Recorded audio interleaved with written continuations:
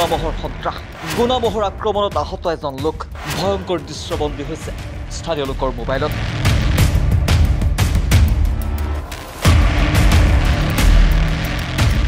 কিছুদিনৰ পৰা পবিত্ৰ অভয়াৰণ্যৰ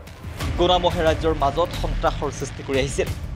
য'ত কেইবাজনো লোক আহত হোৱাৰ লগতে কেইবাজনো লোকৰ মৃত্যু হৈছে ৰাতি পবিতৰৰ গাতে লাগি থকা কুকুৱাৰী তালুকদাৰ বস্তিত ৰাতি শুই থকা অৱস্থাতে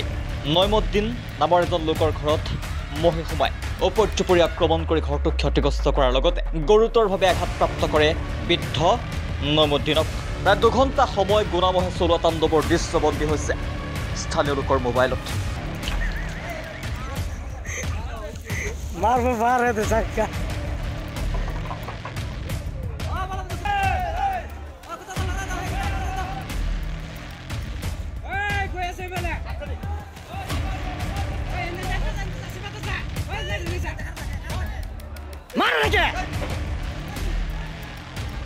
বৰ্তমান আহত লোকজনক মৰিগাঁও সামৰিক চিকিৎসালয়লৈ প্ৰেৰণ কৰা বুলি জানিব পৰা গৈছে এনে ঘটনাৰ কেইবাটাও বাতৰি সম্প্ৰচাৰিত হ'ল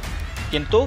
বনৰক্ষী বাহিনী সচেতন নহল এতিয়া কথা হ'ল এই সমস্যাৰ সমাধান কেতিয়া পবিতৰা বন বিভাগ নামৰ ব্যাগুম বিভাগ এটা থকাৰ পিছতো স্থানীয় ৰাইজ নিৰাপত্তাহীনতাত ভুগিছে কিয় পবিতৰা বনৰক্ষী বাহিনীয়ে দুখীয়া মাছমৰীয়াক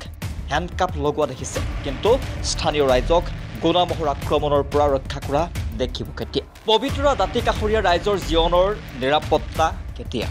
ঊৰ্ধ্বতম কৰ্তৃপক্ষৰ বনমন্ত্ৰীয়ে স্থানীয় ৰাইজৰ সুৰক্ষাৰ ক্ষেত্ৰত কি পদক্ষেপ গ্ৰহণ কৰে ইয়াৰ পৰৱৰ্তী সময়ত হ'ব লক্ষণীয় বিষয় যোৱা ৰাতি প্ৰায় 11টামান বজাত পবিতৰাৰ দাঁতিকাষৰীয়া অঞ্চল কুকুৱাৰী গাঁৱতে পবিতৰাৰ পৰা বনৰীয়া মহ ওলাই আহি আমাৰ এখন কুকুৱাৰী এজন একেবাৰে দুখীয়া পৰিয়ালৰ ঘৰত মহটোৱে সোমাই গৈছিল আৰু সোমাই যোৱাৰ লগে লগে মহটোৱে এই পৰিয়ালটোক একেবাৰে তাণ্ডৱ চলাই এজন মানুহক গুৰুতৰভাৱে আহত কৰিছে লগে লগে গাঁৱৰ মানুহে খবৰ পাইছে খবৰ পাই আহি বাকী মানুহসকলক আমি ঘৰখনৰ পিছফালে দুৱাৰ কাটি মানুহখিনিক ওলাবলগীয়া হ'ল কিন্তু আমি যদিও ইমান প্ৰায় সময় হৈ যোৱাটো বন বিভাগক খবৰ দিয়াৰ পিছত কোনো ধৰণৰ বন বিভাগে লগে লগে সঁহাৰি দিয়া নাছিল যদিও পলমকৈ আহি পেলাই বন বিভাগে আহিছিল যদিও কোনো ধৰণৰ তেওঁলোকে এই মহটোত ওলাই নিব পৰা নাছিল কিন্তু ৰাইজৰ সহযোগত সেই মহটোক তেওঁলোকে আমি খেদিবলৈ পবিতৰলৈ পুনৰ খেদিবলৈ সক্ষম হৈছিলোঁ কিন্তু মহটোৱে এই দুখীয়া পৰিয়ালটোক যেনেধৰণে ক্ষতিসাধন কৰি থৈ গ'ল যেনেকৈ লগে লগে মানুহজনক আমি আমচুৰ তৰফৰ পৰা বা গাঁৱৰ ৰাইজে মিলি পেলাই চিকিৎসাৰ কাৰণে মৰিগাঁও চিকিৎসালয়লৈ মানুহজনক প্ৰেৰণ কৰা হ'ল কিন্তু পৰৱৰ্তী সময়ত এনেকুৱা সদায় পবিতৰৰ পৰা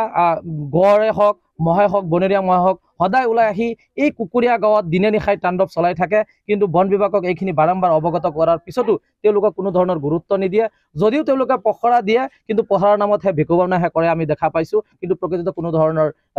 বনৰীয়া জন্তুসকলৰ তেওঁলোকৰ সংৰক্ষণৰ কাৰণে কোনো ধৰণৰ ব্যৱস্থা বা সুৰক্ষা ব্যৱস্থা নকৰে যাৰ কাৰণে গাঁৱৰ ৰাইজৰ খেতি বাতি ঘৰ দুৱাৰ আদি অনিষ্ট সাধন কৰি আছে বিভিন্ন সময়ত আমি পৰিলক্ষিত হৈছোঁ গতিকে এই ক্ষেত্ৰত বন বিভাগৰ বিষয়া তথা অসম চৰকাৰৰ মাননীয়